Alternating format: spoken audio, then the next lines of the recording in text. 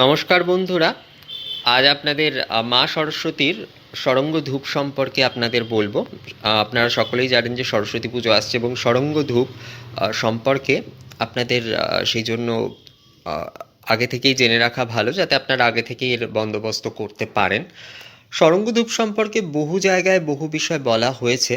আমি গায়ত্রী তন্ত্র অনুসারে এই ষড়ঙ্গ ধূপ আপনাদের বলবো। এই ষড়ঙ্গ ধূপটি সবচেয়ে উত্তম বলা হয়েছে। এখানে বলা হয়েছে অগরু, কর্পূর, উশির, উশির, চন্দন, শর্করাদি, মধু, এইগুলি হচ্ছে এই ষড়ঙ্গ ধূপাদি থাকতেই হবে। তো আর একটি রয়েছে এখানে, সেটি হচ্ছে অগরু, কর্পূরা, গুগ্গুল, সুরধূপ, মানে যে আমাদের ধুনো, হলুদ ধুনো, যেটি একদম পীত ধুনা, যেটি সেটি আপনি প্রয়োগ করতে পারেন এখানে।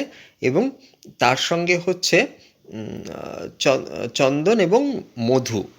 মধু খুব উত্তম বলা হয়েছে। বলা হয়েছে যদি মধু মিশ্রিত করা হয় তবে সেটি কিন্তু খুবই উত্তম হয়। অর্থাৎ এই ধূপের সঙ্গে যদি মধু মিশ্রিত করা হয় সেটি খুবই উত্তম হয়। তাই আপনারা অবশ্যই এই অগরু, কর্পূর, অগরু কিন্তু কাষ্ঠ, অগরু কিন্তু সবসময় কাষ্ঠ ব্যবহার করতে হবে। তো অগরু, চন্দন, কর্পূর, গুগ্গুল, ধুনা এবং মধু। অগরু, কর্পূর, চন্দন, গুগ্গুল, ধুনা এবং মধু আপনারা ব্যবহার করবেন ষড়ঙ্গ ধূপের ক্ষেত্রে। এক্ষেত্রে মিশ্রি আদিও ব্যবহার করতে পারেন। শর্করা আদির কথা বলা হয়েছে, তো শর্করা অর্থে এখানে মিষ্টির ব্যবহার করতে পারেন। এছাড়াও এর সঙ্গে ঘি অবশ্যই ব্যবহার করবেন। ধূপ যখনই প্রজ্বলিত করছেন তখন অবশ্যই ঘি ব্যবহার করবেন।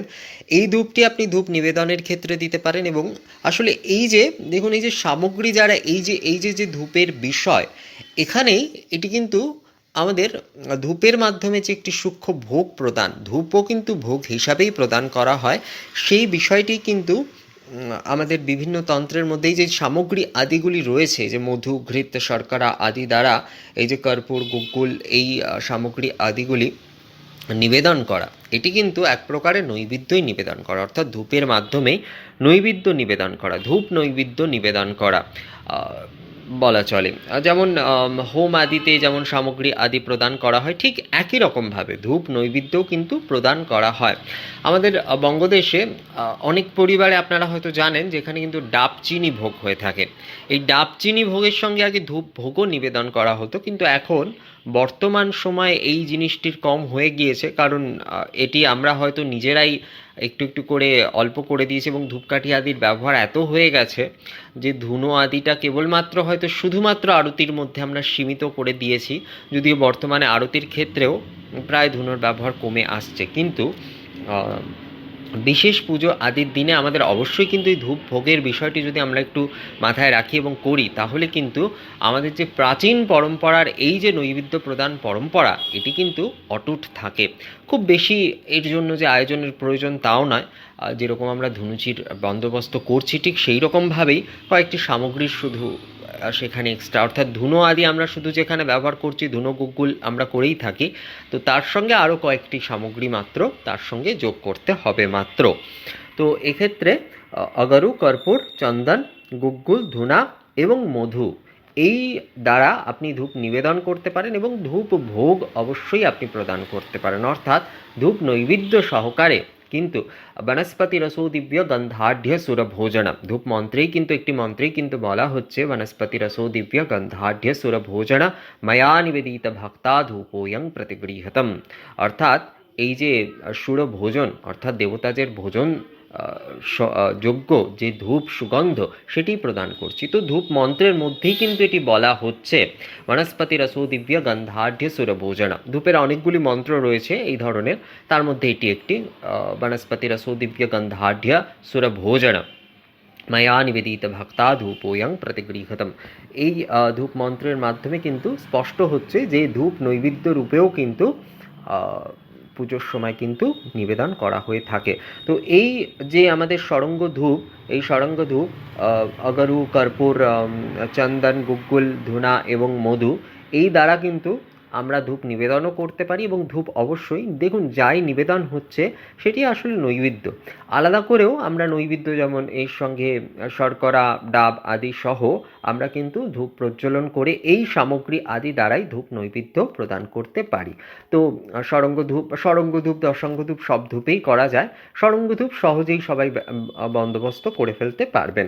তো সেই ক্ষেত্রে ধূপ নিবেদনের ক্ষেত্রে, অর্থাৎ আমরা যে ধূপ নিবেদন করছি সেই ক্ষেত্রেও আমরা এই ধূপটি নিবেদন করতে পারি, এবং নৈবেদ্য রূপে আলাদা করে যদি আমরা নৈবেদ্য রূপে আলাদা করে ধূপ দিতে চাই, ধূপ নৈবেদ্য বা ধূপ ভোগ আমরা দিতে চাই, সেই ক্ষেত্রেও কিন্তু এটি আমরা দিতে পারি। শাস্ত্রে কিন্তু এই যে নানান সামগ্রী আদিগুলির কথা রয়েছে তার মধ্যে খুব স্পষ্ট, যদি আমরা খুব ভালোভাবে এই শ্লোক আদিগুলি দেখি, অর্থাৎ যে বিষয়গুলি বলা হয়েছে শাস্ত্রে, তন্ত্রে, তো সেখানে খুব স্পষ্ট এই বিষয়টি যে এটি কিন্তু আসলে দেবতাদের ভোগের সামগ্রী হিসাবেই বলা হচ্ছে, দেবতাদের নৈবেদ্যের সামগ্রী হিসাবেই বলা হচ্ছে।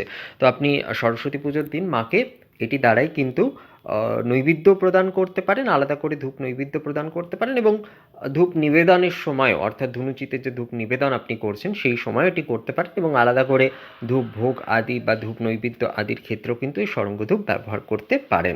তো এই ক্ষেত্রে অগরু, কর্পূর, চন্দন, শর্করা, ধূনা, গুগ্গুল, মধু, এই ছটি দ্বারা, অর্থাৎ ষড়ঙ্গ ছটি, এই ছটি দ্রব্য দ্বারা আপনি ষড়ঙ্গ ধূপ নিবেদন করতে পারেন। ধূপ নৈবেদ্য এবং ধূপ নিবেদনের ক্ষেত্রে এটি ব্যবহার করতে পারেন, এবং এটি অবশ্যই ঘৃতযুক্ত যদি হয় তাহলে এটি খুবই উত্তম হয়। অর্থাৎ ঘৃত ধূপের সঙ্গে যদি আমরা ঘৃত ব্যবহার করি তবে সেটি খুবই উত্তম হয়। এবং সরস্বতী পুজোর ক্ষেত্রে মধু খুবই গুরুত্বপূর্ণ একটি বিষয়। গায়ত্রী তন্ত্রে এই মধুকে কিন্তু বিশেষ বলা হচ্ছে, অর্থাৎ ধূপের যে সামগ্রী আদি রয়েছে তার সঙ্গে যদি মধু মিশ্রিত হয় সেটি কিন্তু খুব উত্তম বলা হয়েছে। এখানে বলা হয়েছে যে যদি মধু মিশ্রিত হয়, ধূপ সামগ্রী আদি আরু কর্পূর, উশির আদি, এই ধূপ আদির যদি মধু মিশ্রিত হয় তা দেবীর প্রীতিবর্ধক হয়। তো মধু অবশ্যই কিন্তু আপনারা ব্যবহার করবেন। তো এইভাবেই আপনারা ধূপ নৈবেদ্য এবং ধূপ নিবেদন করতে পারেন সরস্বতী পুজোর দিন ষড়ঙ্গ ধূপ মাধ্যমে। তো ভিডিওটি কেমন লাগলো আমাকে কমেন্ট করে অবশ্যই জানাবেন। আপনাদের সঙ্গে আবারও আরেকটি ভিডিওতে নিশ্চয়ই কথা হবে। ততক্ষণের জন্য নমস্কার।